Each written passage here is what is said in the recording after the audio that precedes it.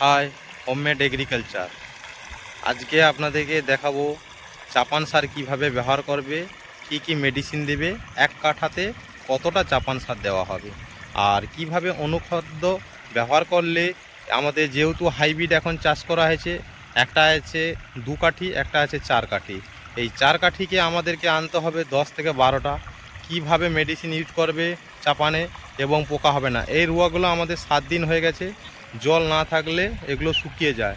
আর এই শুকিয়ে যাওয়ার কারণে আমাদেরকে জল দিতে হবে 5 থেকে 6 সেন্টিমিটার, না হলে শুকিয়ে যাবে। আপনাদেরকে দেখাবো এই জলাটা কেমন জল দেওয়া হচ্ছে, না হলে শুকিয়ে গিয়েছিল।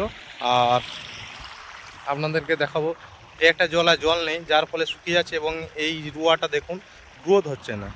তো আপনাদেরকে একটা বলবো, যেটা আমাদের আর 7 দিন পরে চাপান হবে, এই চাপান সারে কি কি সার দেওয়া আছে আপনাদের যে জানার জন্য একটা লাইক এবং সাবস্ক্রাইব করে রাখবেন। আর কিভাবে মেডিসিনগুলো ইউজ করব, কি কি সার দেব এক কাঠাতে, এবং কি কি সার দিলে সুন্দর করে ফেঁকাবে এবং কোনো পোকা রোগ আসবে না। সবথেকে বড় জিনিস চাইচুনে যেটা ঝলসা, ঝলসার মেডিসিনগুলো সম্বন্ধে বলে দেব। ঝলসা আসার আগে যে ওষুধগুলো মারবে সেইগুলো বলে দেব আপনাদেরকে, যার ফলে ঝলসা না আসলে আপনাদেরকে কোনো চিন্তাই করতে হবে না।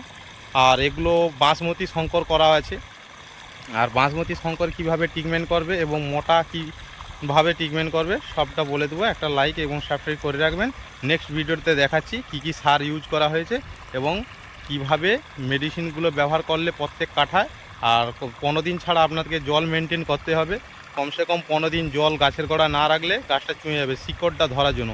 আর শিকড়ের জন্য আপনাদেরকে মারতে হবে সাপগুড়ি, জাইথেম, এগুলো আমি সব প্রত্যেকটা নেক্সট ভিডিওটা বলে দিচ্ছি। এই ভিডিওটা বড় হয়ে যাচ্ছে। ওকে। প্রতি কাঠায় সার দেওয়া হয়েছে